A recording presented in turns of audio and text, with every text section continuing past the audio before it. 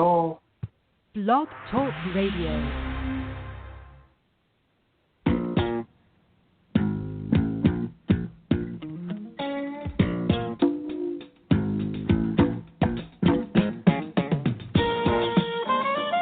Welcome to On Trial, starring Mark Radulich, also starring Sean Comer. Hope you're ready, Hollywood, because you're on trial.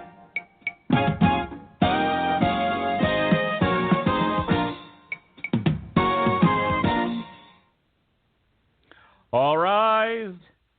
The Honorable Judge Fudge presiding. Court is now in session.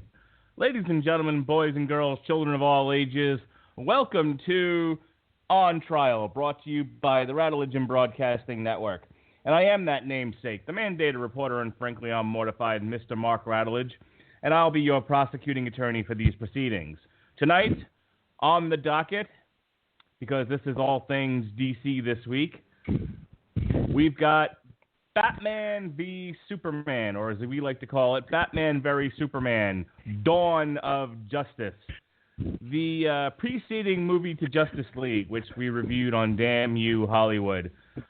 Now, this is one of those rare instances where we go back and talk about a movie that was already reviewed on Damn You Hollywood. It's not something I like to do very often. I kind of, I want to talk about new things, and when we've done it on a previous show, I like to shut the book on it and really not go back and revisit them. But there's really so much to talk about with Batman v Superman, and in light of how Justice League has gone, which if you haven't seen the movie yet, I implore you, go see it. It's a breezy 2 hours of a video game you can't play. However, there's a lot to talk about with this movie, so it'll be a lot of fun, especially as I bring out our defense attorney for the evening. When we went back and reviewed Damn You Hollywood, reviewed Batman v Superman for Damn You Hollywood, I had a lot of kind things to say. I defended this movie. We did an entire podcast called In Defense of Man of Steel even before that. So I'm on record as having a lot of positive things to say, despite it all, for the movies in the DC Cinematic Universe. So tonight I'm in the rare position of prosecuting a movie I really, really liked. And Sean's in the position of defending a movie he is not so fond of. So here he is, folks, my co-host with the most, Mr. Sean Comer for the defense. How do you do, sir?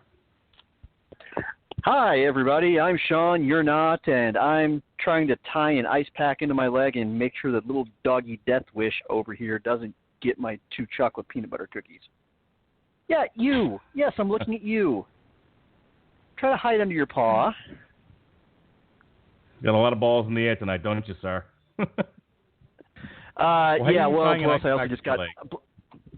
Plus I also just I beat the other people in the household home from the Friendsgiving celebration they invited me to. They knew I had to leave a little bit early. So yeah, I'm I'm going to be trying to talk about this at least temporarily while I'm using a bathrobe to try and tie an ice pack around my left leg. What did you do to yourself? Why are you tying an ice pack around your leg? Well, as far as I can tell, it has all the symptoms of something called IT band syndrome. Basically, a structure that kind of holds the knee together is I think it's stretched a little too far or out of place, and it's resulted in the outside of my left knee being swollen and tight. And from what I can tell, it's nothing serious. I have since I sit for most of the day, about once an hour, I get up for about 10 or 15 minutes and stretch, and I have some pretty lengthy ones that I go through to try to loosen my thighs up. And one of them, I think I just went a little too deep into it and bent my left leg in a way that it wasn't supposed to. So that's not good. It's felt.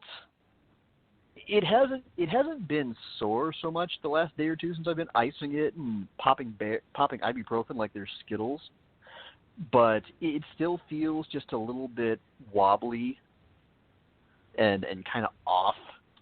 So pretty much any chance I can, I'm putting on like an episode of The Punisher and icing my leg through half of it. Okay. So, well, I hope your leg gets better soon. Yeah. Let's go ahead and get into BatmanVSuperman. The agenda for the evening is Sean's going to give us a brief look at the notes. I will do a brief synopsis, and then I will start the preceding arguments with my prosecution. He will come to the defense. I will have the last word. We'll kibitz, and then that'll be the end of that. All right, here we go. Sean, what are your notes? All right. Well, BatmanVSuperman. There's no way I cannot keep from calling it that. Our good friend Cole Marentet has ingrained it in me. That is all but the official name of the movie. This is, depending on how you look at it, it's either the first or second chapter in Warner Brothers' build to a proper unified DC cinematic universe. Of course, that's not what they called it. They called it the DCEU, the DC Extended Universe. Whatever. But what it actually is it's kind of sort of a direct or indirect sequel to Man of Steel, the 2013 Superman revival that came before it, to massive box office, but somewhat mixed fan and critical reviews. There were definitely a lot of people who had their problems with it. I'll just assume everybody has seen it. They weren't crazy about the notion that Superman actually killed Zod, how kind of sort of, what's the word I'm looking for, almost cavalier he was about destroying great swaths of Metropolis to bring him down. The fact that young Clark Kent let a busload of his was advised by his adoptive Earth father to let that basically saying maybe you should have just let that busload of your classmates die. But lots of problems with that one. This continues that story, as Mark will point out, by picking up not all that long after those events left off and dealing in a great sense with the fallout from those. The reason I say it's a build-up to the DCEU and to Justice League, which just came out recently, is the fact that it indeed focuses on what is a long and storied, Mark, would you say respectful rivalry between Batman and Superman? Is respectful the right word? Friendly, even? Yes. I would say, depending on the cartoon that you're talking about or the comic book you're referring to, respectful but suspicious. Good. Okay, yeah, respectful but suspicious on both parts. In that sense, it's kind of equal. And story-wise, if you want to look at the crux of the source material, the foundations of it are sort of part The Dark Knight Returns, part Death of Superman. Oh, believe me, we'll get into that one. We gonna get into that. But it introduces Ben Affleck, Gal Gadot, as I found out this weekend. That is actually how you're supposed to pronounce her name, Gadot, as Wonder Woman, of course. And we also get much more fleeting glimpses of Aquaman, Flash, and Cyborg, the three characters who would round out DC and Warner Brothers' choice for the first ever cinematic Justice League. But this in particular was, after being written by a combination of Chris Terrio and David S. Goyer and directed by the ever-controversial Zack Snyder, was released to massive fanfare on a $250 million net budget, inflated to a $300 million gross budget. Oh, yeah. Critical controversy notwithstanding, $873.3 million at the box office. All this despite the fact that it has an extremely bloated 151-minute running time. It was, and there have been many directors over the years who have tried to bring I won't even go into them all because it's such a twisting history and we only have so much time and I kind of want to get right into it.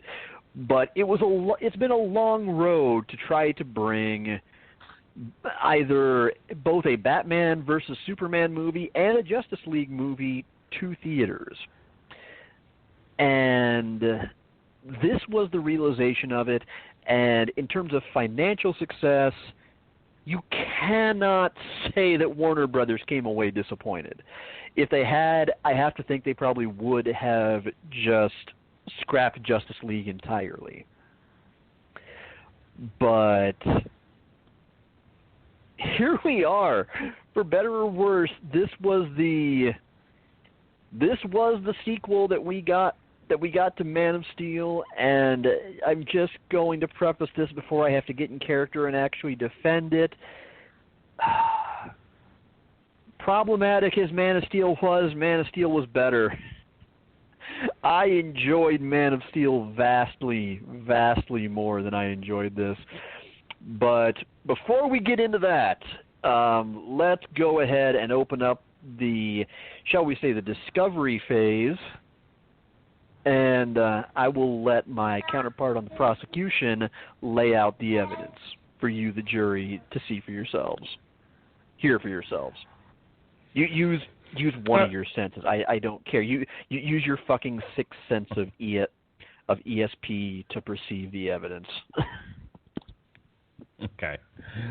Well, let's tell you what this movie was about. What happens in this thing before we get into what's wrong with it. All right, so 18 months after the battle between Superman and Zod in Metropolis, Superman has become a controversial figure.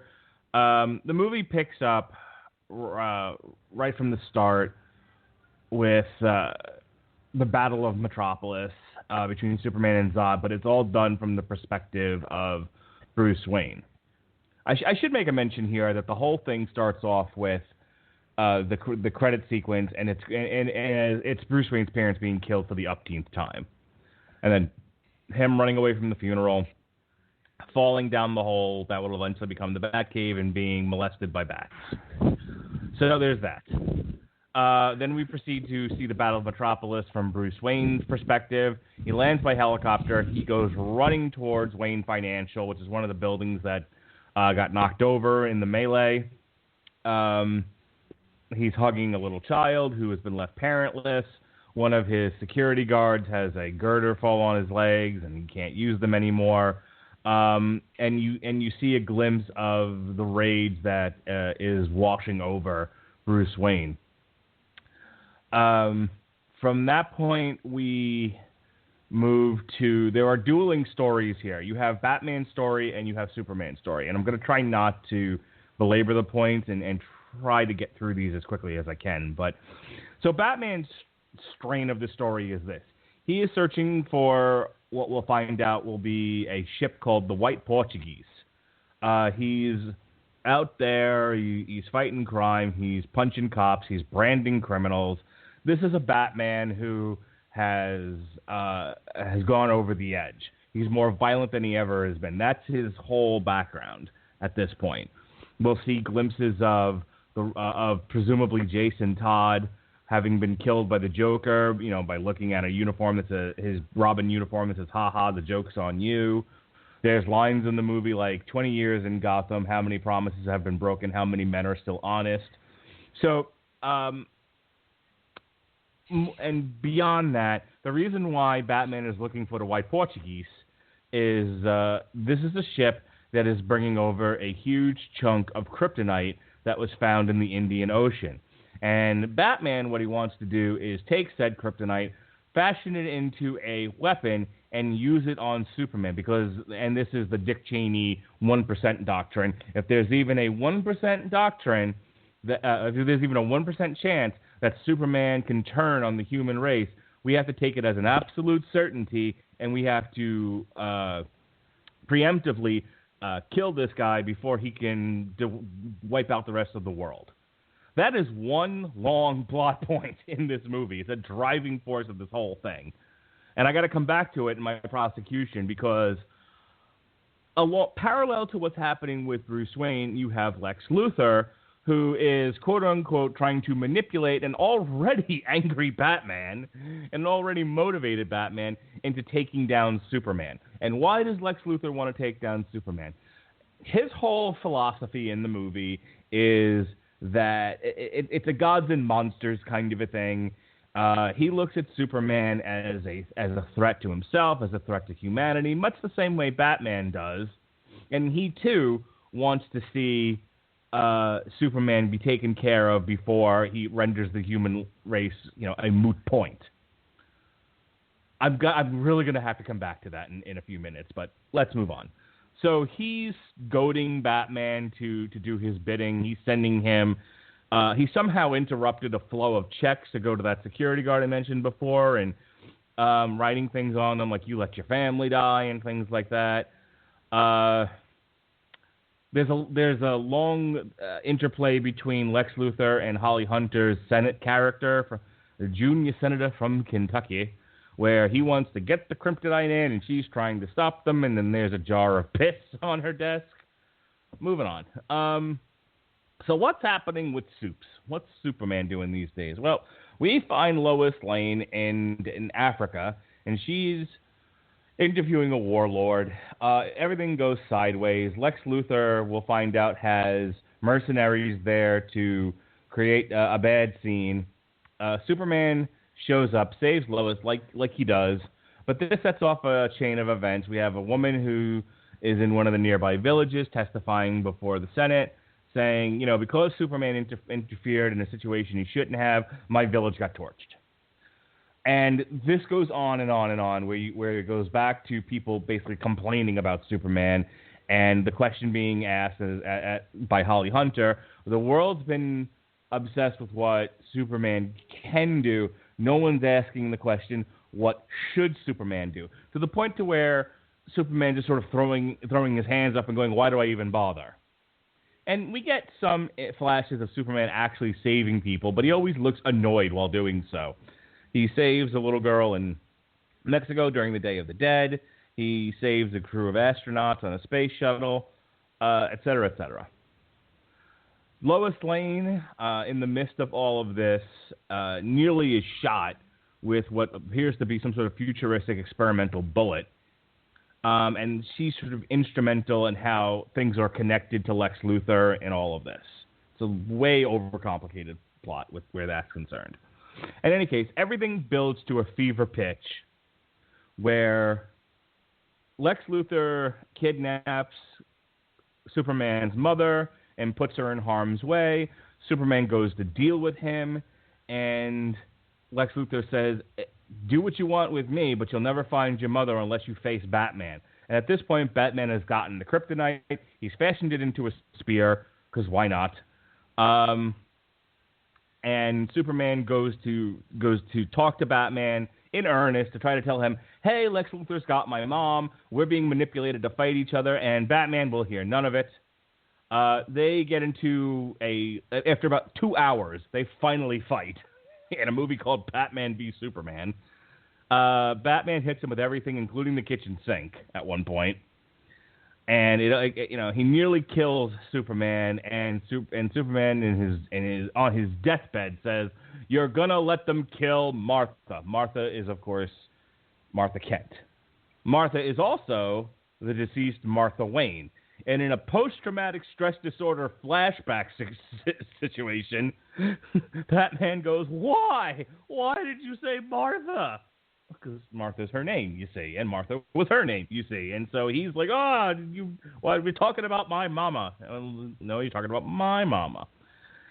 So finally, Batman gets control over himself, and Lois shows up in the ta-da nick of time, and she says, "Hey, dum-dums, you shouldn't be fighting each other. You need to go fight Lex Luthor and save her mother." And Batman sort of shakes it off and goes, "Okay, whoops, sorry, I done fucked up." And decides he's going to drop his feud with Superman and go save Superman's mother while Superman goes after Lex Luthor. And at this point, Lex Luthor has been doing a side project where he's going to create Doomsday with the use of Zod's DNA as a final deterrent in case things don't work out with Batman. So, see, the whole setup is either Batman's going to kill Superman, and if he doesn't, he'll get Doomsday to do it. Doomsday comes to life. Superman flies him out into space. They nuke him. He absorbs all the energy, comes down, looks more like Doomsday second time around. The first time around, he looked more like the Abomination from the Hulk movie, or one of the trolls from Lord of the Rings, whichever you like. In any case, Doomsday comes down, his bones are protruding from his skin the way he's drawn in the comic, etc., etc. Wonder Woman shows up. We have the Trinity fighting Doomsday. Lois ends up retrieving the kryptonite spear. Superman takes said kryptonite spear, impales Doomsday and himself in the process. Superman dies. There's a funeral. Batman once again says, "Sorry, I done fucked up. I failed him in life. I will not fail him in death." And he says, "There's a war coming. I can feel it in my bones. We need to recruit people." And that's your lead-in for Justice League. Okay. Where do I even begin with this? Here's the problem, and I said this to Sean. For the sake of honesty, I'm going to say about 2/3 of this movie I actually really, really like and I think is really solid. What I don't think we needed was Lex Luthor. I don't think we needed his character, and I'm really irritated with his characterization. I actually don't have a problem with Jesse Eisenberg as such. Jesse Eisenberg was cast in a role, was given lines to deliver, characterization to portray, and I think he did a great job of doing exactly what Zack Snyder wanted. Here's the problem. It's a shittily written character. I cite for you the example of the library donation high society party scene where he's trying to give a speech about, again, gods and monsters, and he's messing it up and just tripping over himself. And how does that make for an interesting or malevolent villain? It just seems like he's neurotic and has no sense of control over himself. So I'm not wild about the characterization of Lex Luthor in this movie, but I don't even think he was necessary, as I said before. Batman had all the motivation in the world to take down Superman. I said it before. He saw if there's a 1% chance that Superman will turn on the human race, he has to take it as an absolute certainty. Well, if you've already decided Superman has to go, you've already decided to murder this person, why do you need Lex Luthor to, quote-unquote, goad him on? I bring this up because it's a major problem with this movie.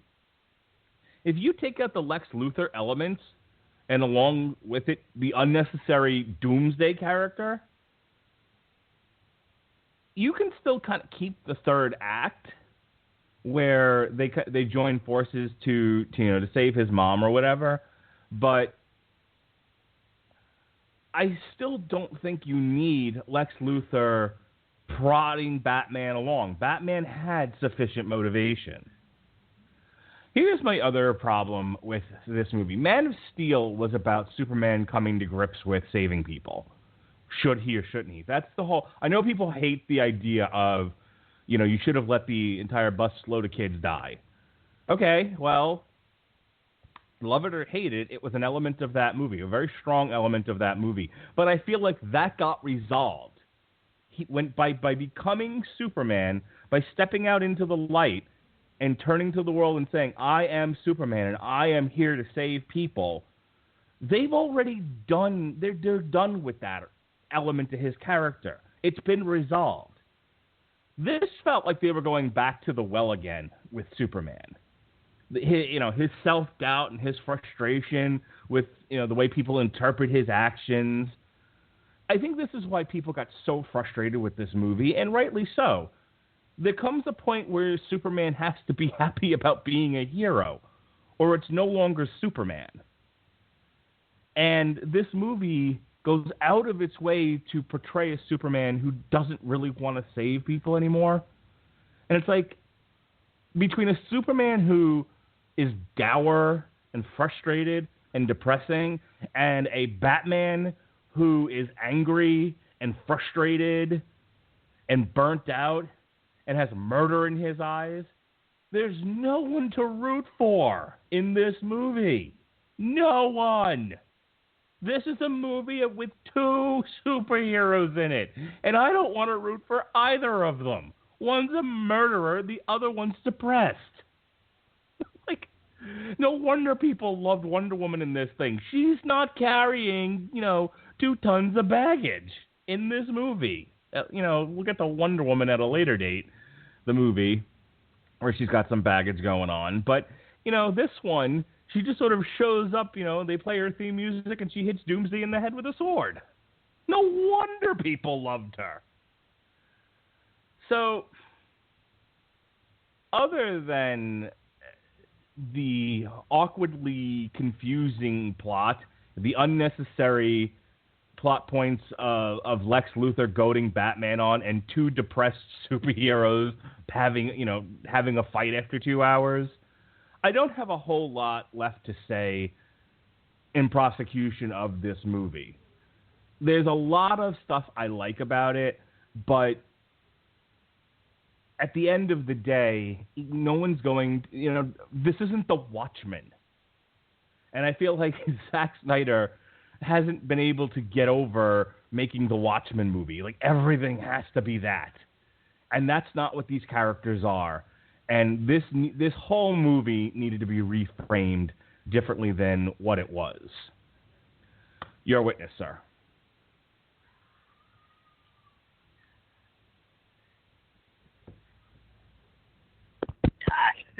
Okay, had to fumble with my phone for a moment. Okay. Allow me to take you back and frame my case for a big part of what makes this movie so interesting, using pasta sauce. I'm going somewhere with this, believe me. Back in the 1980s, Campbell's Soup brought on board, at the time, a noted marketing and guru of psychology named Howard Moskowitz to help them with a little problem they were having.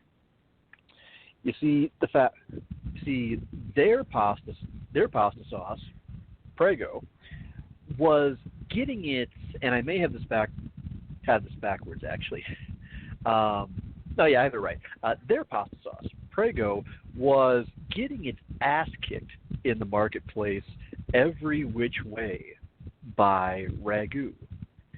So what they did was, since he had already worked wonders at one point with similar needs brought to his attention by PepsiCo, they brought him in to help them narrow down the qualities of the quintessential pasta sauce, the perfect pasta sauce that Ragu could in no way, shape, or form possibly top. So what he did was he did something very similar to what he did when Pepsi enlisted him to try to find the perfect degree of sweetener in Diet Pepsi. He tried every kind of pasta sauce you could possibly think of. Thick, smooth, with bits in it, no bits, on and on and on. Every single individual one. And ultimately, what he ended up telling the people at Campbell's was, there is no perfect pasta sauce. There's only perfect pasta sauces.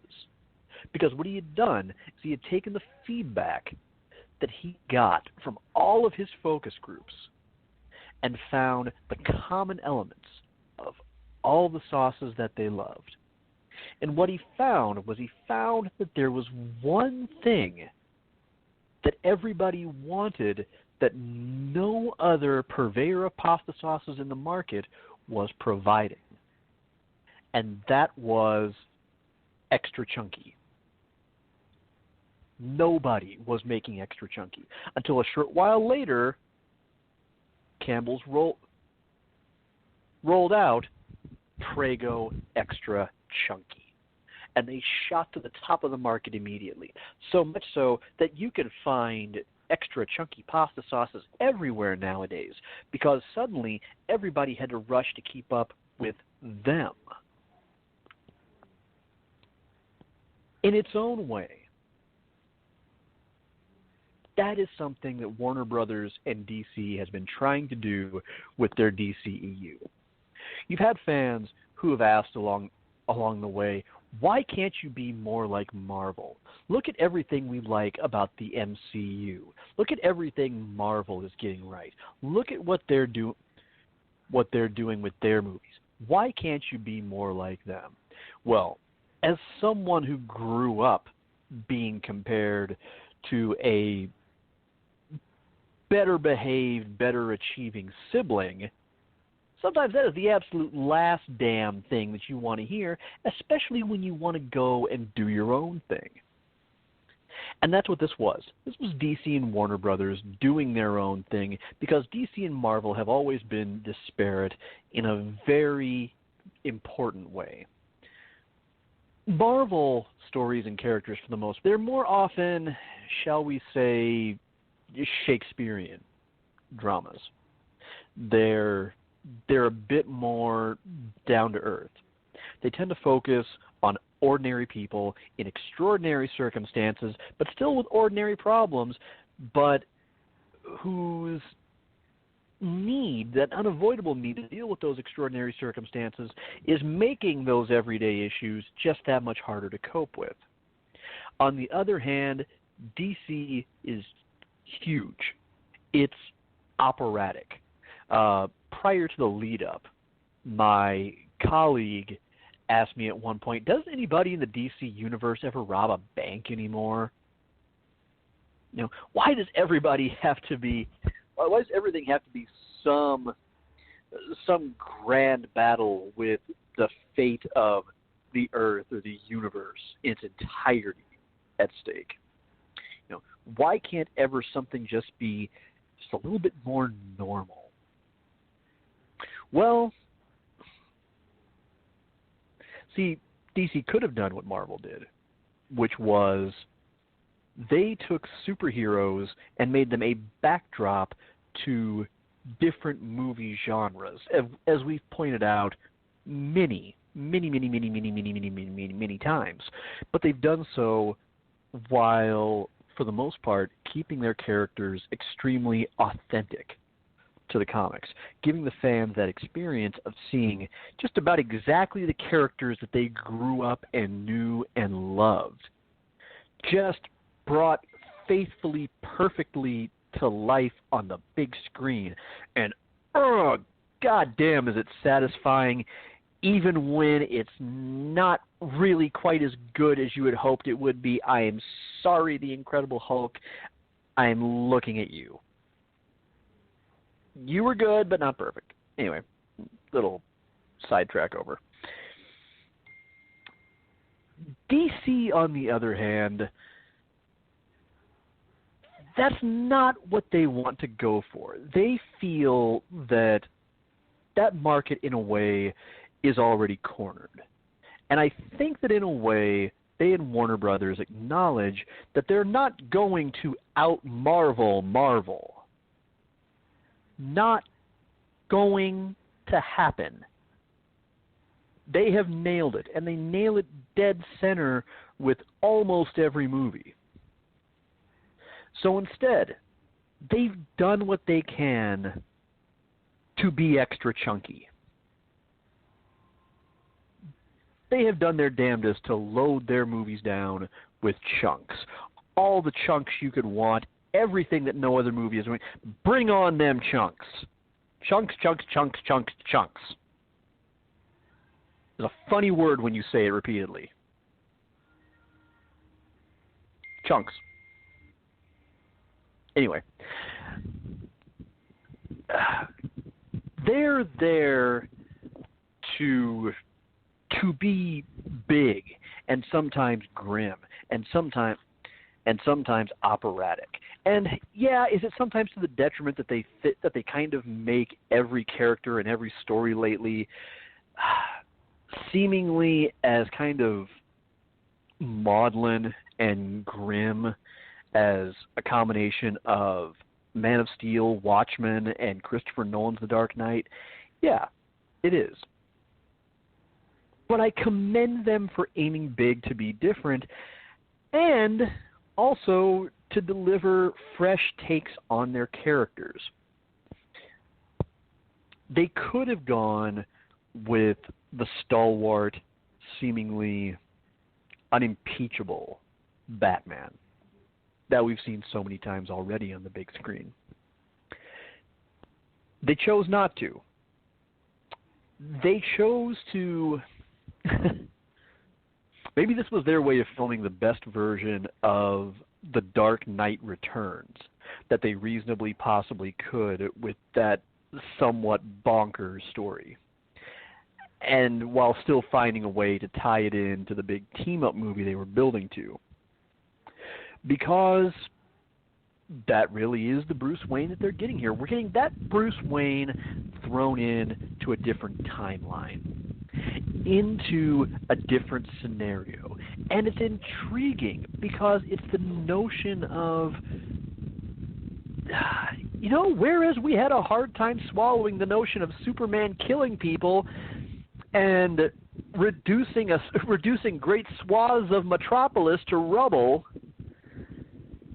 we could kind of more easily buy that Batman could eventually, at some point, be driven to this. After all, as he points out, 20 years of this. 20 years he has been Batmaning. When you do that in a job that is basically the grandiose, violent, murderous equivalent of the exhausted housewife who cleans a house from top to bottom, and 5 seconds later, when 5 o'clock rolls around and the kids are home and the husband comes home, it's trashed again. Yeah, eventually you are going to snap, and you are going to go Cameron and Ferris Bueller's Day Off Gazoo. In this case, that means toting guns and branding criminals. Part of me is reluctant to argue. And I have to give Ben Affleck credit. I do not believe that Affleck was a subpar or inadequate Batman or even Bruce Wayne. He wasn't. It's hard to fault him when he was given such a flawed script. And even then, he delivered what I felt was a worthy performance as the Batman that they needed. Because this is not Batman in his prime. This is definitely a weary dark Knight who seems kind of reluctant to be dragged back into this, but feels like he's needed.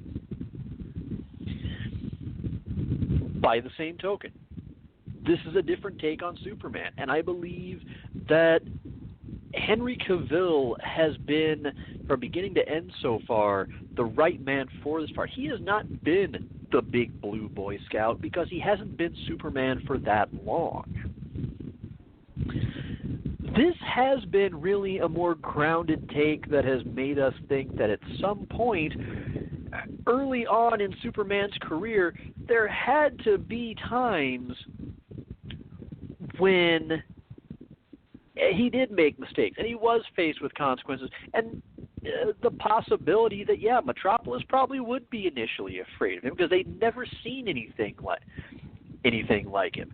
It takes a little bit more to heart the realities of, yeah, we like to think that Superman kind of comes into his role fully formed and fully ready to be all about truth, justice, in the American way.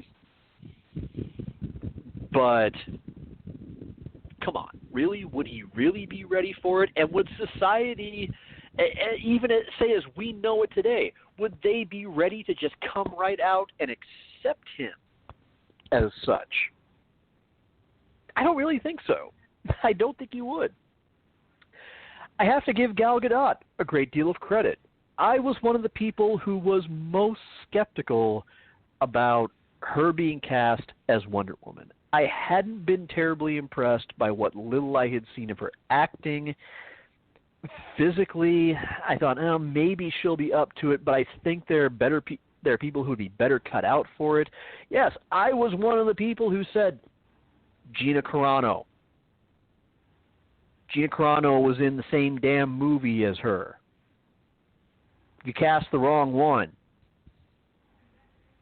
It's kind of like the joke, and we'll get into him in a minute, about how when they cast Jesse Eisenberg, the running joke among some fans was, well, you tried to cast Heisenberg, but somebody made a typo, referring, of course, to the rumor that at one point the great Bryan Cranston was in the running to play Luthor.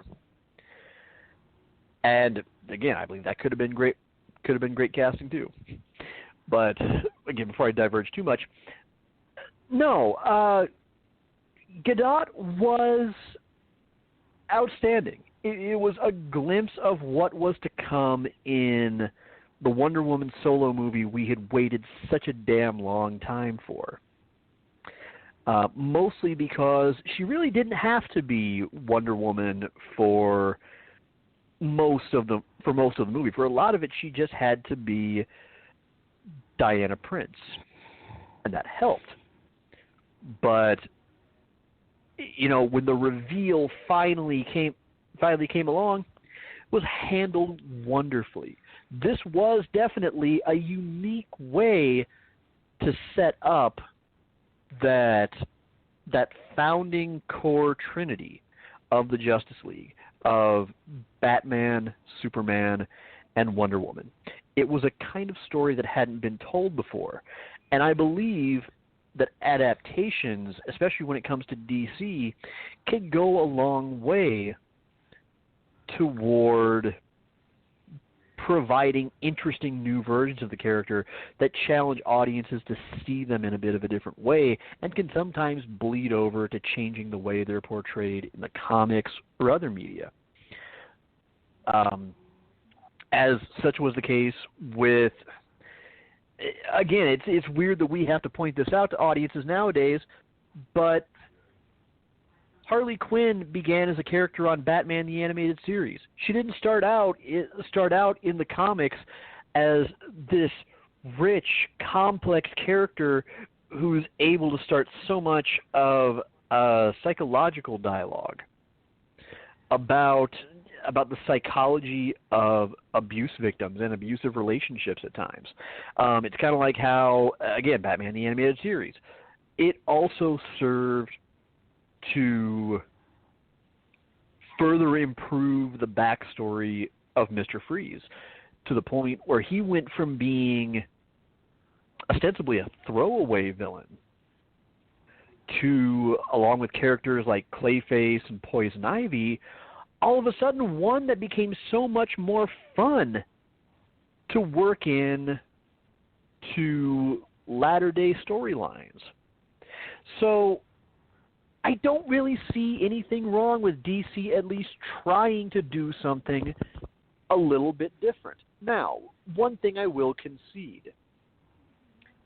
Did they do a better job with that with the three aforementioned characters than they did with Luthor?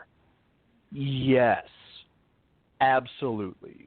Luthor is one of the atrocities of this movie that I will not even begin to challenge, except for the fact that I believe he was the right villain for them to start out with. I don't think it would have served them well at all to have gone directly to a bigger galactic threat, such as Darkseid or Brainiac, or really just about anybody else, because you have to have somewhere to go. The greatest proof of that was the mistake that I will admit they made in trying to introduce Doomsday. Because the reason the Death of Superman arc was so effective in the comics was the fact that you had room to build up to that. You could build on decades of Superman being a nigh invincible demigod, and then having to acknowledge, while unbeknownst to him, Doomsday is on his march toward Metropolis, that one of these days somebody is going to come along and get the better of him. Because that way you set up a world that has leaned on him to be its protector, and then all of a sudden has to learn to live without him. That was, or depending on how you view the arc, at least could have been, one of the most effective pillars of that story. You haven't built Superman up to that point in this movie. You've just thrown Doomsday out there because you know that he's one of the characters who has demonstrated he's capable of killing Superman. As opposed to having him come along and having that incredible drama of experiencing the full might of the beast who could beat the unbeatable Man of Steel. Okay, everybody, get your drinks, grab your beverages, pour them, crack open that beer, pour a shot, because it's time for the drinking game. If you've ever seen the SummerSlam World Championship match between Brock Lesnar and John Cena, you know exactly what I mean. What made that so incredible was the fact that up to that point, we had not seen anybody beat down Super Cena to the point that he couldn't mount that big, heroic, last-ditch comeback and remain standing at the end.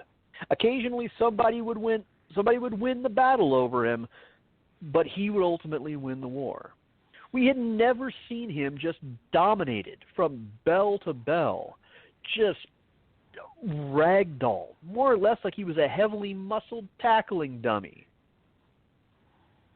And you needed the right guy to do that, but at the same time, you needed in your mind to be able to sharply contrast that against everyone and everything he had already overcome and everything that he stood for and everybody that was behind him, that in a way he was sort of defending. Well, you didn't have that in this movie to nearly the extent that you could have. Doomsday was thrown out there not so much as cannon fodder, I want to say, but he still felt kind of wasted by the whole thing.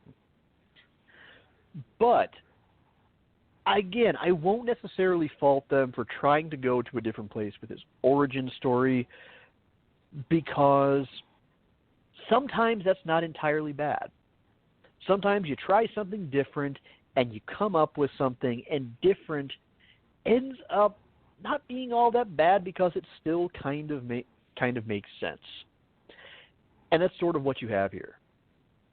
You have Kryptonian DNA. In fact, not just that, but Kryptonian DNA from a foe that proved to be very much a match for Superman, and you combine him with just a little bit of the DNA of Lex Luthor, which I guess supposed to imbue him with some of Luthor's intelligence, maybe? If we're thinking that intelligence works that way?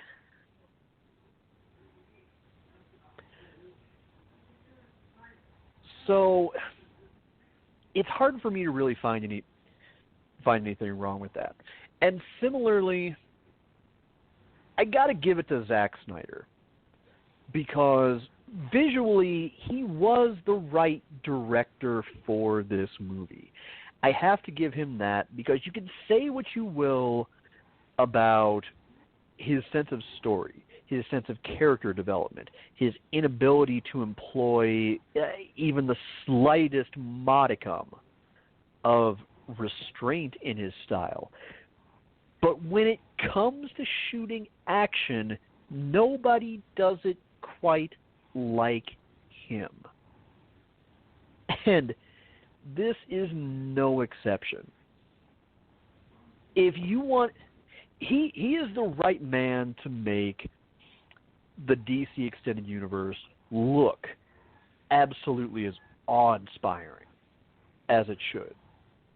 And quite frankly, I haven't seen Justice League quite yet, but I think that from what I've seen, well, okay, with the exception of the visual effects, the actual effects themselves, the way it's shot, he was on the right track before he unfortunately had to bow out due to the tragic suicide of, I believe it was his daughter. I apologize profusely if I got that wrong. Yeah, it was his daughter. Yeah, it was his daughter. Before he had to step away, again, I think he was on the right track, and I wonder how much of the controversy that I've heard about the visual effects can be traced back to, well, you had another director having to come in and finish another guy's work. That's awkward, especially when it's somebody coming in at the tail end of a process in which Snyder had already invested so much. But, that being said, I've always believed that for a director, Snyder is an amazing cinematographer. And that's one of the reasons why I actually think that BatmanVSuperman was sort of on the right track, is because between Snyder and David Goyer, you have two people who sometimes need the right collaborator in order to filter out their bullshit. Get ready for another round of the drinking game. They're the Vince Russos of movie making. You pair them with the right people who can force them to take a step back, or to occasionally say, you were made of stupid, and you ultimately end up just strictly distilling the best parts of their imaginations. In Goyer's case, all you have to do is look at the fact that he co-wrote the first Blade movie, which was excellent because he got to work with Stephen Norrington. I believe he co-wrote Blade 2 with Guillermo del Toro directing it. Blade Trinity, oh God, Blade Trinity. Pissed Wesley Snipes so off, off so badly that their on stage and their behind the scenes fights have become legendary. But on the other hand, you have David Goyer collaborating alongside Christopher Nolan, and we get the, by and large, vastly, mostly excellent Dark Knight trilogy. You bring him on board here, and okay, we have a story that definitely goes a little bit off the rails. Some characters who are playing really awkward versions of themselves, who are not set up all that well, and it is kind of jarring. But by the same token, you've got Zack Snyder on board. You've got somebody who knows how to make an action movie look absolutely fan-fucking-tastic. His movies almost always look great. So, but again, at the same time, somebody who his narrative issues well, Sucker Punch. We love Bart. We love Bart. Yes, exactly. Well, we love Bart. But you know what? That's a good example. Thank you, Mark. That is perfect, because even Bart sometimes had his moments of brilliance. Occasionally, not always, but occasionally, we had the moments when Bart exhibited just considerable talent at something. Like hockey, for example. Making movies look good, that is David Goyer's hockey. So you put those two together, and you have an interesting but flawed story, and you have, visually interesting direction, even if there's issues with the movie having a bloated runtime. There's pacing issue. There's ideas that really probably should have just been scrapped entirely. The dream sequences were certainly more than a little bit fucking odd.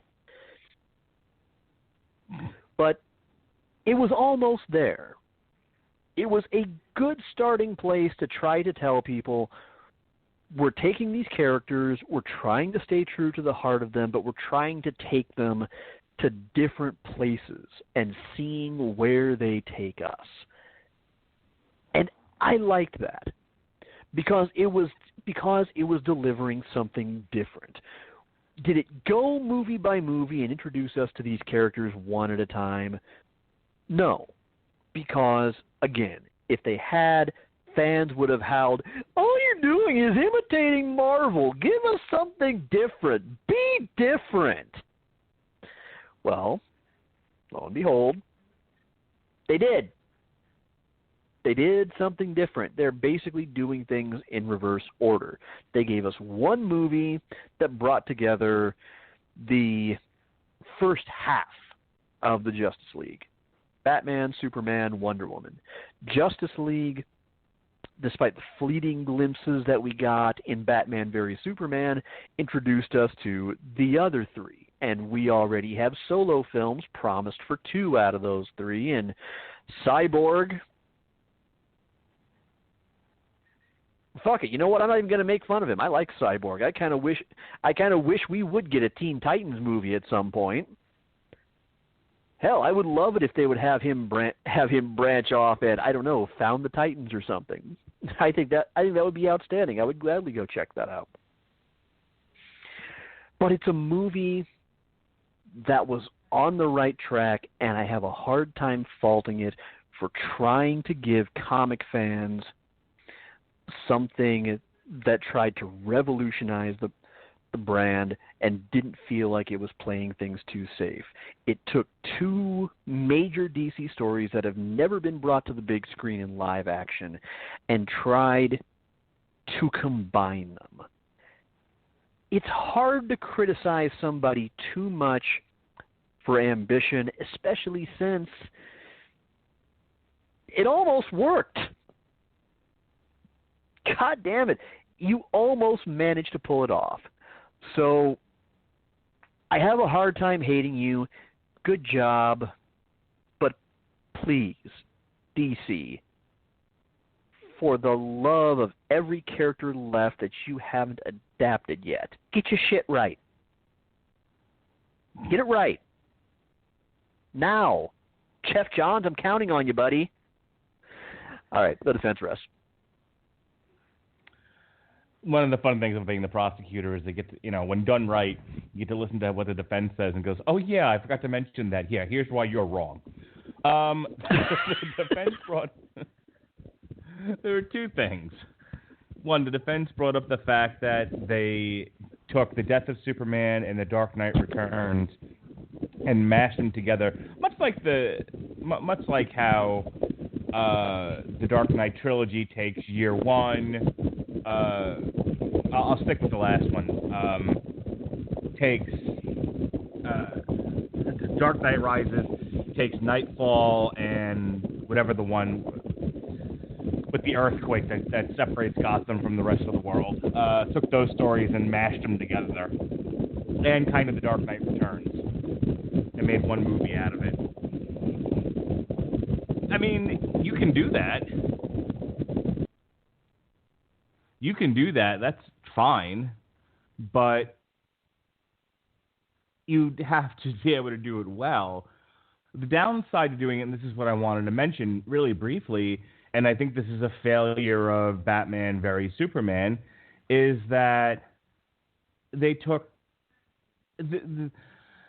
these huge stories and threw them together and robbed us of being able to do them down the line where they would have been more significant, had more of an impact. I think it's okay, you can do one of them, preferably The Dark Knight Returns, because as Sean said, and I absolutely agree, doing a Batman at the end of his rope and having, and feeling like he had to be drawn back into the world because of the threat of Superman was an interesting idea, and absolutely would have made for a great story. Then they overloaded it with the death of Superman. So that's a problem. They should have taken an idea like The Dark Knight Returns and the threat of Superman, and that really should have been the movie, and waited to kill off Superman at a later date. Number one. Number two, we'll just leave it at that. I just overloading the movie with too many of DC's stories drove me up the wall, drove a lot of the fans out of the theater. And I mean, look, I've said it before. Sean said, people would have demanded that DC do something different instead of copying Marvel. Doing something different doesn't necessarily make it good. You actually have to do it well.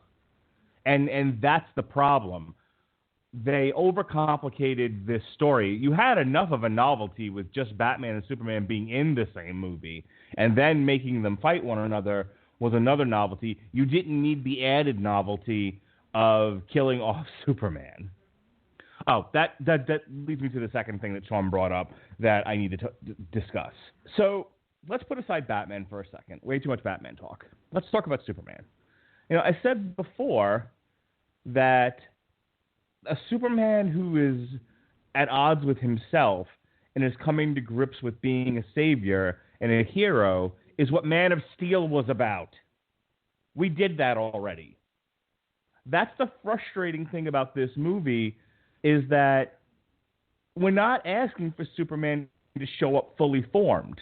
We're asking that his characterization continue to evolve from where we left him at the end of Man of Steel. This is, you sacked the quarterback and lost 20 yards. After all that, if you've been running the ball up the field, I'm doing a football analogy now for all you people who are like, they always do too many wrestling analogies. I'm doing football. But you fought for every yard and you got, within 20 yards of the end zone, and then the quarterback decides to go whoop-de-woo and run backwards, and you lose 20 to 30 yards. You start Dawn of Dawn of Justice with Superman being 4th and 30 from the goal line. It's ridiculous. We did this already. He came to grips with being a hero, and he embraced it in the end. Now, you want to do a world that's still like in traumatic shock from everything that happened in Metropolis, and you want. Here's the thing: he needed to be the Blue Boy Scout in a world that kind of hates him. That would have been interesting. How does somebody who just wants to do good deal with that? And there's glimmers of that, but it's murky because he doesn't come across as really embracing the hero role. That's really a lot of what's wrong with this movie. And I said it before in my initial prosecution. You can't have two dour superheroes fighting each other. Then there's nobody to root for. You have two heels, essentially. Heel versus heel isn't really fun. Superman needed to be portrayed as a hero who just wants to do good and is maybe in a lot of ways overcompensating for the fact that the world is suspicious of him. Batman needed to represent the world's paranoia. Superman needed to represent the best in all of us. And they don't even really do that in Justice League either. He's just jokey and jovial. And, hey, is this guy still bothering you? They have failed to deliver the Superman we know and love. And I almost hate to say this, but the Superman we know and love from the Christopher Reeve movies. The best one with Richard Pryor, Superman 3. We all love that one, don't we? But seriously, folks, that's where I want to end this. It isn't that we wanted Superman to be fully formed. He can still be evolving as a character, but what he can't be is throwing, there's a scene in Dawn of Justice where he's talking to his mother, and the mother says, "You don't owe this world anything. Be everything to them or be nothing. You don't owe this world anything." And he kind of smiles at that. It's like, oh, come on. You're supposed to be better than all of us. You're supposed to be a ray of light. That was what the whole first movie was about. Be a beacon of hope. And he's not in this movie. And it's like, okay, well, what happened to everything that was accomplished with Man of Steel? You just tossed it in the trash so that Superman could be this angry, frustrated guy who you don't want to root for because he's overpowered.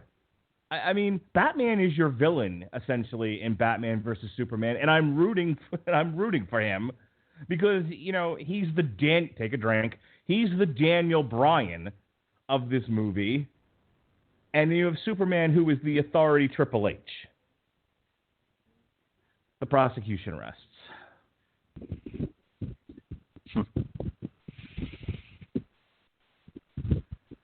So those are my thoughts. I would disagree about the whole bad guy versus bad guy thing not working. Bad guy versus bad guy can work. Because your judginess. I point to the precedent of Michaels v. Martel from SummerSlam 1992. Ugh. I don't even remember that. Whoa. Back that truck of lion tacos up. Mr. King of America's Wang. That was an awesome, underappreciated match. And it was amusing as hell to see two heels healing on each other. Well, as I was going to say, yes, it can work when written well. This wasn't. This again, I find myself rooting for Batman, who was trying to murder somebody in cold blood just in case he turns evil. Like, this is ridiculous. Anyway, I do kind of wish we would get a storyline wherein we do actually get two bad guys who are sort of warring with each other. I think that could be fun. Well, that's what Suicide Squad is. It's a team of bad guys versus an even badder person. That's what that's supposed to be about. But God, let's not talk about Suicide Squad. What a mishmash. But you see that was a shitty version. That was another shitty version of that story. I want to see a good bad guy versus bad guy. Oh, God, don't we all? No, in all seriousness, I'm all of a sudden Randall and Clerk. You're Dante. I want to go rent a movie. You work in a video store. I work in a shitty video store. I want to go rent a movie from a good video store. If I could have rewritten this, I first of all, I would have taken Wonder Woman out. Wonder Woman didn't need to be there, and like I said before, the only reason why I feel like she was like the best part of the movie was she was the only one who seemed happy to be there. I honestly think this should have been the Great War between Superman and Batman. I honestly don't think you need Lex Luthor either. I think you had enough there with Batman just being over the edge and pissed off. I probably, I would have taken out the Lex Luthor stuff. I would have probably padded Batman's story a little bit more, maybe instead of showing his fucking parents being shot again. I might have actually, shown Jason Todd getting killed and just sort of, just glimpses of Batman through the years so that we're caught up. The people who are really drive home the fact that, that the Batman we're going to see in this movie is the Batman after all of these terrible things have happened. So you're there with him instead of just being expressed in sort of exposition and dialogue. And I would have absolutely had many, many scenes of Superman saving people and having it maybe go bad. People are just like, boo, Superman, we're afraid of you. And him talking to Lois like, I just want to do good. I'm trying to live up to what, So justifiably, you would have rather seen something a little more like how Civil War played out. Yeah. I wanted to. Yeah, I guess I wanted to see something more along those lines. I'm okay with the third act. With the third act being, Batman has to save his mom and all of that. I've never had a problem with the Martha stuff. As much as I was kind of goofing on it before. I know everyone hates it and there's like, Martha, are we best friends now? Like, okay, but you're missing a lot of subtext when you do that.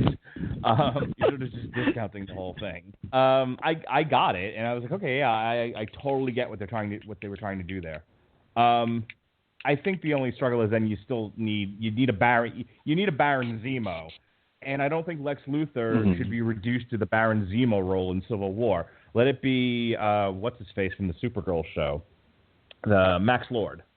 Maybe make Max Lord the villain. Somebody who I could have. I could have lived with that. I mean, especially since. I mean, again, in the comics, I know books is for burning. Shut the fuck up. But especially since he had his interactions with Superman in the comics too, so that wouldn't have been completely implausible.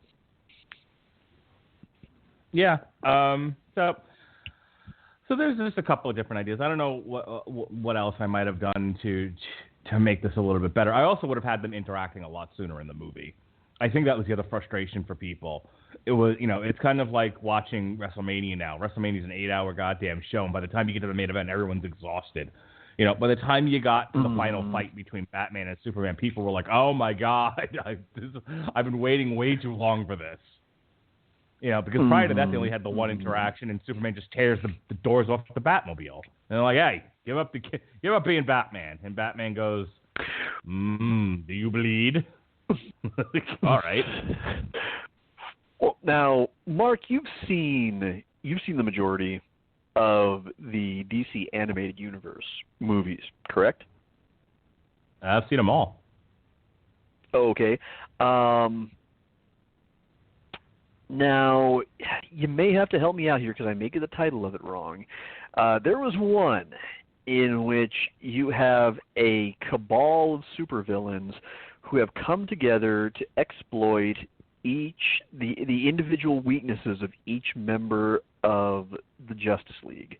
Was that Justice League War or which one was it? It's Doom. Doom. Okay, thank Justice you. League Doom. I knew it was a one-word title. A quick recommendation: if anybody wants to see a movie that really plays better with Batman's whole distrust of the possibility, as you put it, that 1% possibility that any member, not just Superman, but any member of the League might possibly go bad. That's a great one to check out, is go check out Doom. It's one that you couldn't really do cinematically without some proper build-up over several movies to introduce some of the villains. But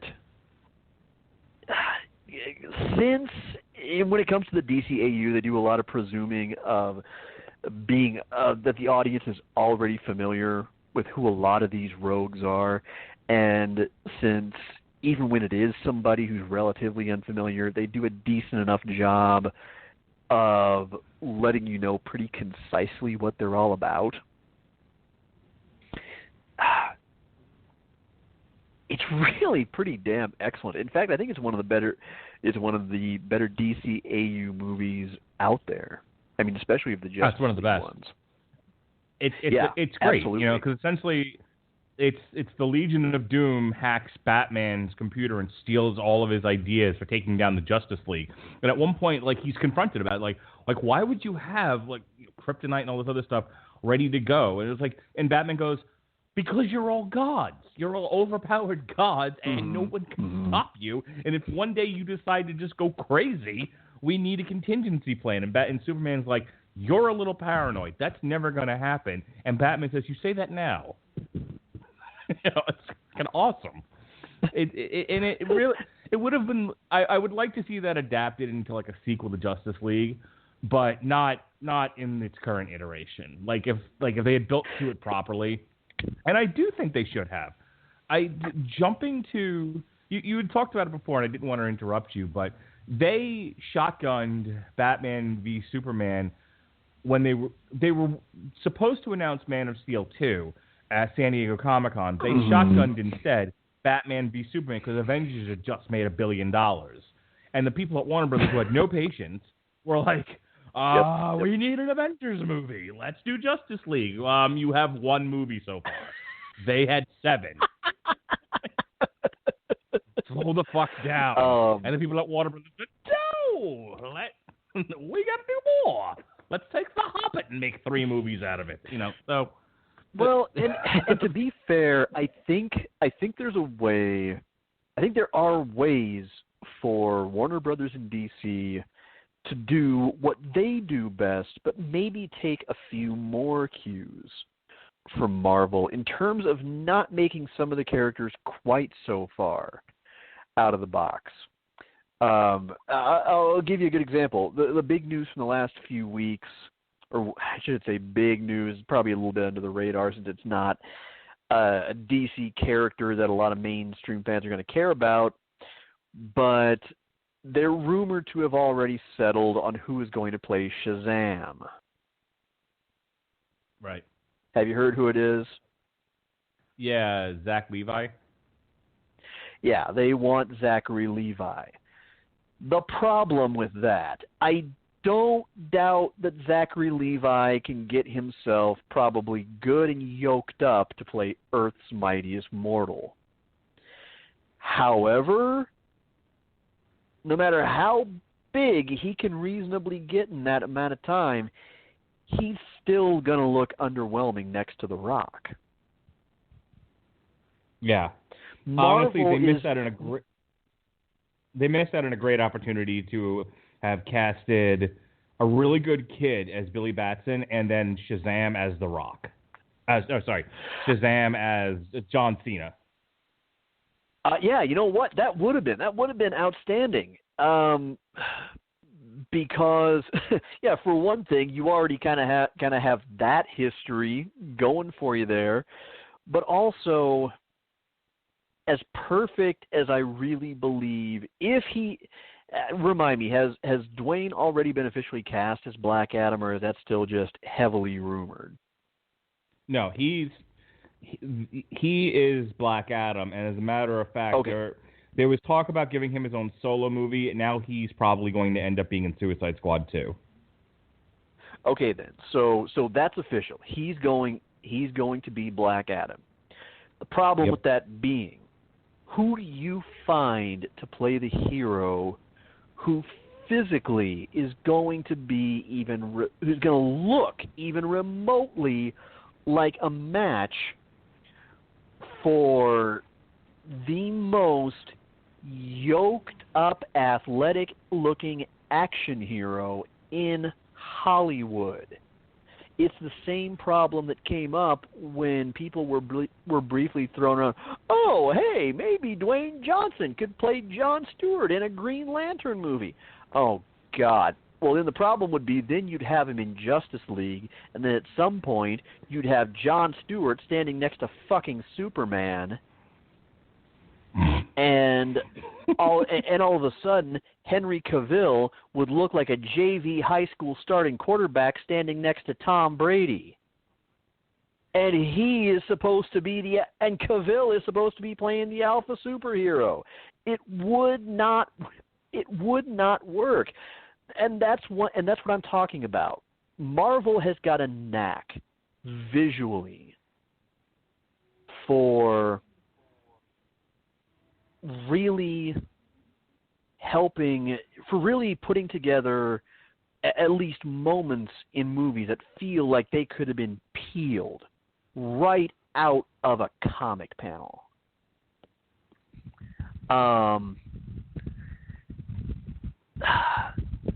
DC so far has not been doing that because everybody has been too far removed from their characters.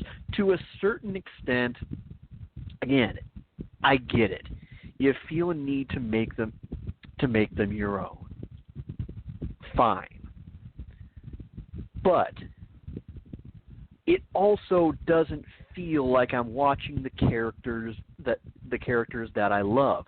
That's one of the reasons why I'm now so worried about the Aquaman solo movie. I was down for it initially. I was excited because, number one, James Wan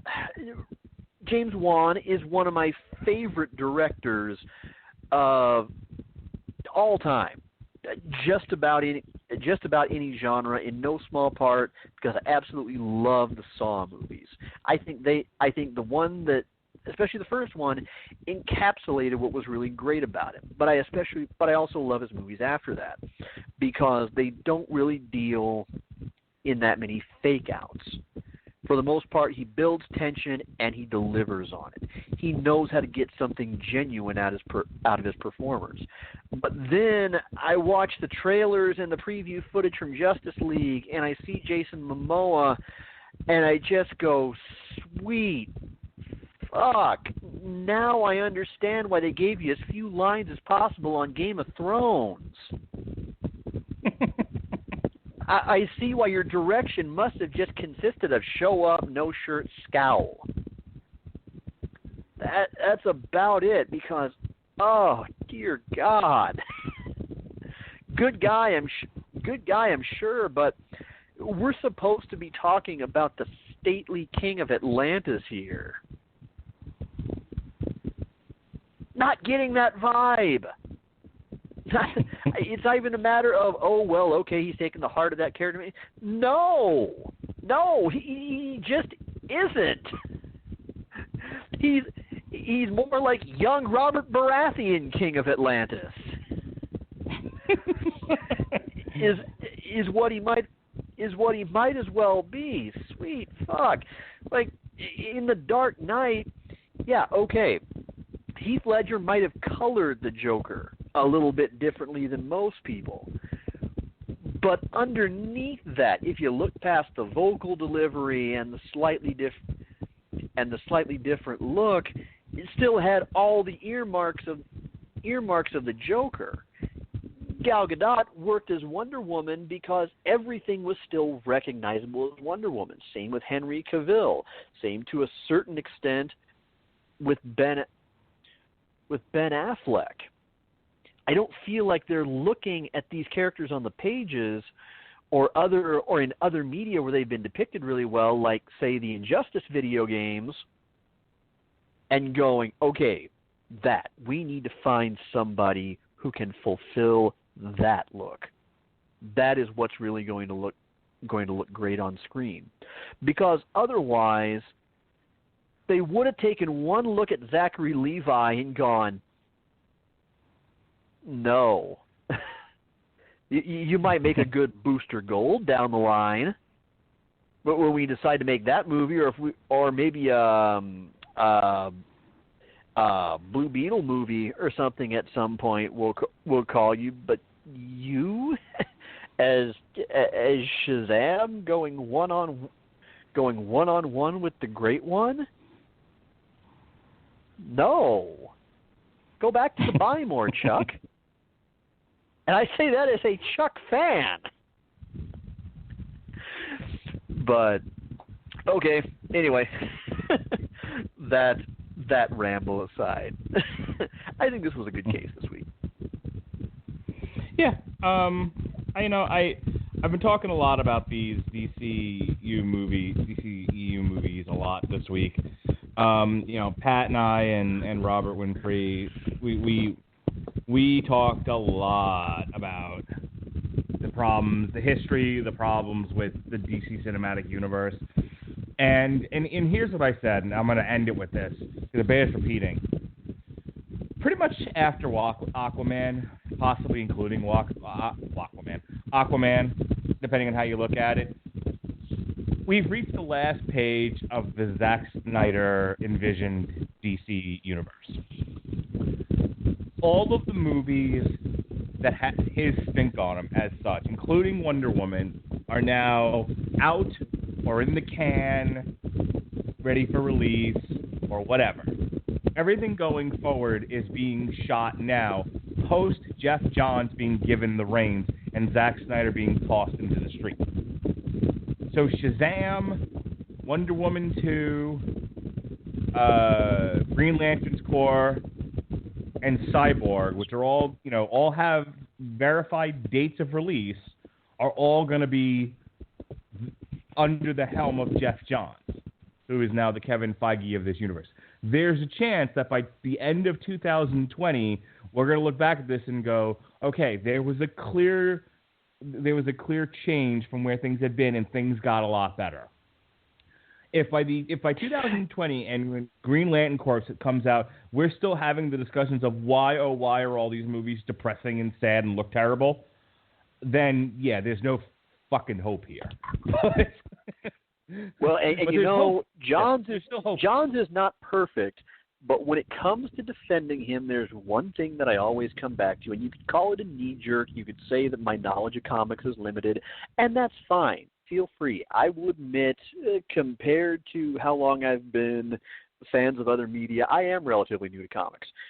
But one of the things that I've always respected him most for is for the way that he revived Green Lantern. Not only that, but took it further than it had ever been before. And he did it by finding a way to repair Hal Jordan from the ground up. He took some wonky continuity and a lot of gaps and a lot of nonsense and managed to find a reasonable, compelling way to make sense of it and bring about balance, and did it in a very orderly way that brought him back around, that fixed everything, and integrated him into everyone and everything else that was already working about that universe. You could argue that the Flash rebirth was considerably less successful in that regard, and I get why, because bringing Barry Allen back was much more controversial, especially considering the way that he died in Crisis on Infinite Earths.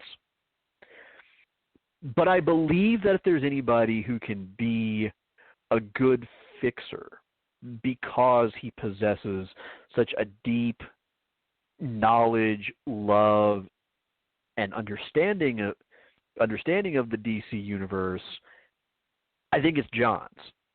I really believe that he and maybe Jeff Loeb, if Loeb weren't otherwise very occupied with his Marvel Netflix Netflix adventures, would be the guys to do it. Johns may sometimes know better and go ahead and do something stupid anyway. But again, it's the fact that it's encouraging that he's demonstrated that he knows better. It's that I'm hoping that from here on out, if someone like a David Goyer or a Zack Snyder comes up with some bonkers idea with how they want it, with where they want to take a character, he goes, okay, let me stop you right there and list out the 1,000,001 reasons I'm going to say no. Because you have to have that person. If you're going to have your Vince Russo, you have to have a Jim Cornette and a Vince McMahon. You have to have at least one, if not two people who are occasionally going to yank the choke chain and say, no bad puppy, no biscuit.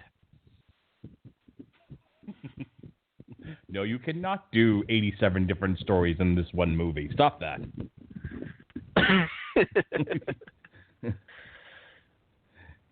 All right. Next week on the Radulich Broadcasting Network, we've got some shows for you. We've got source material looking at the Brian K. Vaughan run, first 18 issues of The Runaways, in celebration of the new Hulu series, The Runaways, of which there are 3 episodes dropped so far. If you've got Hulu, go check that out. It's really good so far. Tuesday, we'll be reviewing the new Pixar movie Coco, which has already, I think, won the weekend over Justice League, and this is only Friday night.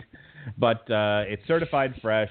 Pixar is once again releasing some really, really good pictures here. So I hope if you have the inclination, go out and enjoy Coco. We'll talk about it on Tuesday. And then Wednesday is the Metal Hammer of Doom. We're going to review the new Cannibal Corpse, Red Before Black. And then we are fast forward into December. The week after that, we're going to do Welcome Home Frank on source material in honor of the new Punisher series. And speaking of which, we'll review that on that Tuesday.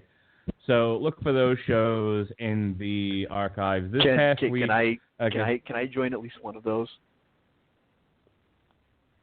Yeah. You want to come on and talk about the Punisher TV show? Oh fuck! I gotta flip a coin because I'm the TV show, and I say this as someone who dearly, dearly loves, especially the first 2 Daredevils and Jessica Jones in particular. This might very well turn out to be my favorite Marvel series yet. Yeah, I will happily be on the talk. The show would be better because it has been years since I've read Welcome Back, Frank, although I do love that book. All right. Well, if you want to do Welcome Back, Frank as well, that we're recording on Monday to air the following Monday. What's airing Monday is The Runaways, but we'll be recording Welcome Back, Frank a week ahead of time. So this is all 2 weeks from. Let's just go with the TV show. Who's going to be on the show? At a minimum, it'll be me and Winfrey. So you as well, I suppose. I don't think anybody. I don't know if anybody else is joining us. There was talk, but I don't know officially who else besides myself and Winfrey. You, me, and Winfrey. Fuck yeah. Absolutely. Right. I am there. Sounds good. Yeah, go check out the archive shows. Like I said, on Monday we did the Dark Side War. We're in IS, doesn't anyone rob a bank anymore? And I pitched an idea for the next big crossover in DC Comics. # Syphilis is coming. Syphilis would be the new big bad that wipes out the DC universe. Get it? And then we reviewed, and myself, Pat, and Robert, otherwise known as the old men who yell at clouds, reviewed Justice League. Wednesday was the Metal Hammer of Doom, where we went in the Wayback Machine and we looked at Poison's Look What the Cat Dragged In, and boy, was there a lot of fun to be had. If you haven't listened to that show, my daughter reads the lyrics to Look What the Cat Dragged In. It's hysterical. Give it a listen. And then there's this show. So Go ahead, Sean, do your plugs. Okay, well, first off, before I get into that, thank you each and every last one of you who both listens live to the show and downloads every week.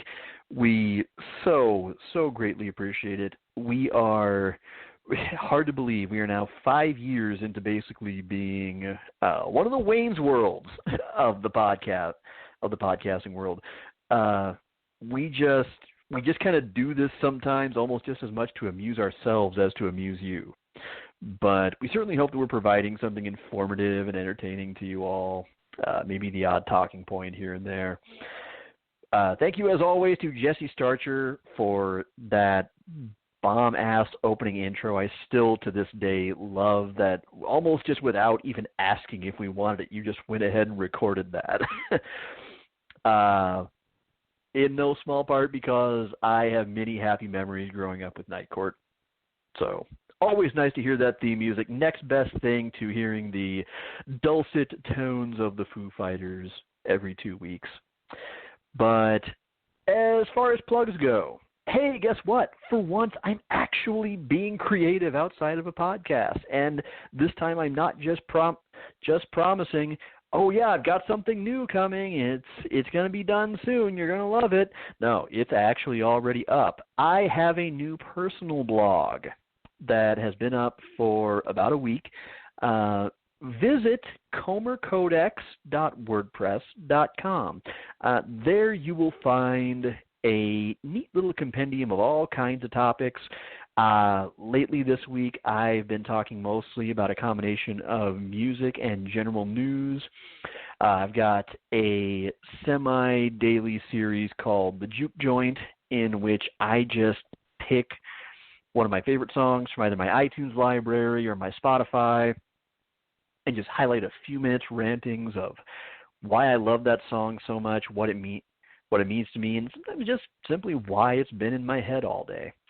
But in addition to that, I also just kind of pick whatever topics have been on my heart and mind the most, occasionally with a sort of personal look behind the curtain with some things that I really haven't shared over the last few years. It's kind of scary to be putting it all out there, but it's therapeutic in a way too, and I invite you all to share that with me. I categorize everything fairly neatly so that if you want to skip the music stuff or you're not into hearing something I might have to say in the future about comics or video games, you can just look at the headlines, look at what the first words are in bold print, and just go, okay, just going to go right past that one. But I would sorely appreciate it if you would bop on over by the website. If you like an article, feel free to give it a like, give it a comment. Hit the follow button if you want to subscribe by email to be informed of when I put new posts up, which is at the very least at 6 p.m. almost daily. I've taken a few days off for Thanksgiving, but getting back to things tomorrow. You can also talk to me regularly on Twitter at ComerCodex. I'm back to tweeting fairly regularly. Again, a little less the last few days because I needed to recharge my batteries over the holiday break. But tomorrow, it's business as usual once more. And on a more significant note, kind of keep an eye on both of those channels, because with the debate over net neutrality coming, I have a lot of information and a lot to say that I want to put out there, because I'm hoping that everyone having as much information as possible will stop the FCC from a decision that could open a door to tearing down the internet as we know it, love it, and in many cases depend on it. That, and as I'll explain, that includes my livelihood. Not just my hobbies, but the ways that I make a living. Starting with a rather detailed piece that I'm working on over the weekend. I initially wanted to have it up Friday, but for the time being, I just want to make sure that it's got the most information I can. So keep an eye on my Twitter. I'll let you know when that's about ready to go up. In the meantime, over on my blog, you will find a link to a change.org petition. I haven't checked the progress of it. Last I checked a few days ago, it was at 230,000 signatures with a goal of 300,000. Please, I implore you, add your name to it before the December 14th FCC vote. This is an all-hands-on-the-internet, everything-counts kind of situation. I normally don't go the activist route, but in this case, yeah, this is something that I take extremely, extremely seriously.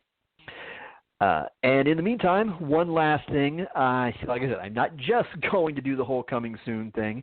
I'm also working on my first wrestling blog in quite some time. I have a new series that's going to be coming soon to yeswrestling.com, the website helmed in part by two friends that I think the world of and have all the respect in the world for, Tony Estero and Greg DeMarco. My blog is going to be called 8-Match Tag. It's going to be essentially a series of 8-match playlists designed for both longtime fans of the business and newbies who can perhaps just be introduced to a certain wrestler or match type or era in just the most short and sweet fashion possible, which in my opinion is just 8 essential matches. And my very first column is going to be not exactly selective because I had to stretch to find 8, but it's going to be the 8 matches that I feel from beginning to end, not just I feel, but that do comprise the entirety of the epic Shawn Michaels Undertaker feud. You can look for that sometime this coming January. I'm working on that right now in between working on an absolute pantload of other things. But lately, that's what I've been up to. Just getting back to creating and also trying to save up money so that I can move back to the desert fortress of Shawnitude. So in the meantime, again, thank you all for listening. Thank you all for supporting everything that we at the Radulich and Broadcasting Network do. And as always, never dull your colors for someone else's canvas. All right, folks. Court is now in recess. All rise.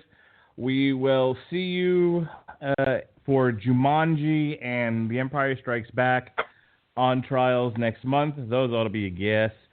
For Sean Comer, this is your mandated reporter, Mr. Mark Radulich, and frankly, I'm mortified. Be well, be safe, and behave.